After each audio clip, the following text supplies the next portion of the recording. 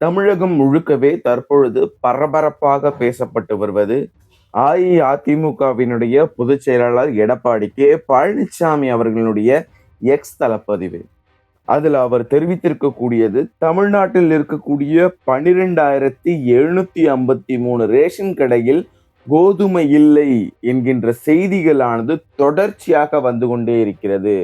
இந்த மாதத்திற்கு 8,722 டன் கோதுமையை மத்திய அரசு ஒதுக்கீடு செய்தும் அதை முறையாக ரேஷன் கடைகளுக்கு ஸ்டாலின் மாடல் திமுக அரசு விநியோகம் செய்யவில்லை என்று செய்திகள் மூலம் தெரிகின்றது. ஏற்கனவே துவரம் பருப்பு, பாமாயில் தட்டுப்பாடு ஏற்பட்ட போதே இந்த அரசை எச்சரித்தும் மிகுந்த மெத்தன போக்குடன் தான் செயல்படுகிறது. திமுக ஆட்சியில் மற்ற துறைகளை காட்டிலும் நுகர்பொருள் வாணிபக் கழகம் ஆழ்ந்த உறக்கத்தில் இருக்கிறது. நெல் கொள்முதல் முதல் கோதுமை விற்பனை வரை அத்தியாவசிய பொருட்களை மக்களை கொண்டு சேர்க்கும் பணியில் கூட டோட்டல் ஃபெயிலியர் ஆக இருக்கும் திமுக அரசுக்கு எனது கடும் கண்டனங்கள். உடனடியாக கோதுமை ரேஷன் கடைகளுக்கு சென்று சேர்வதை உறுதி செய்யுமாறு ஸ்டாலின் மாடல் திமுக அரசை வற்புறுத்துகிறேன் அப்படின்ட்டு எடப்பாடி கே பழனிசாமி அவர்கள் தெரிவிச்சிருக்கிறாரு. நிதர்சனமாவே இங்கு ரேஷன் கடைகள்ல செல்லக்கூடிய மக்களுக்கு பல்வேறு விதமான சிக்கல்களானது இருக்குது. நாம ஒரு பொருள் கேட்டா அவங்க அது இல்லை அப்படின்னு சொல்லி வேறு ஒரு பொருள் இருக்குன்னு சொல்லுவாங்க, இல்லை இந்த பொருள் வரலன்னு சொல்லுவாங்க. இதுல இந்த பொருள் வாங்கினாதான் நீங்க அந்த பொருளை நீங்க வாங்க முடியும்னு சொல்லுவாங்க.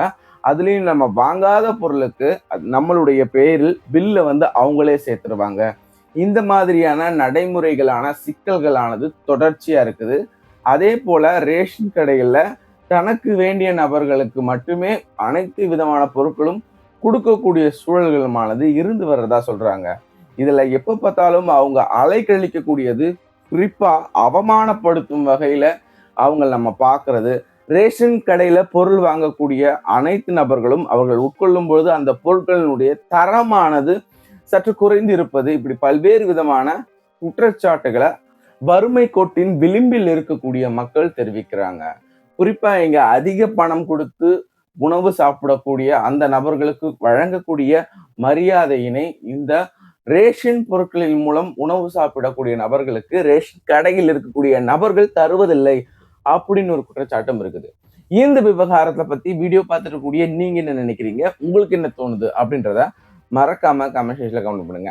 2026 சட்டமன்ற தேர்தலுக்கு அப்புறமா ரேஷன் கடையில பொருட்கள் சரியான முறையில கிடைக்கிறதுக்கு நாம என்ன பண்ணணும் அப்படின்ட்டு உங்களுக்கு தோணுச்சுனாலும் அதையும் மறக்காம கமெண்ட் செக்ஷன்ல கமெண்ட் பண்ணுங்க. நன்றி, வணக்கம்.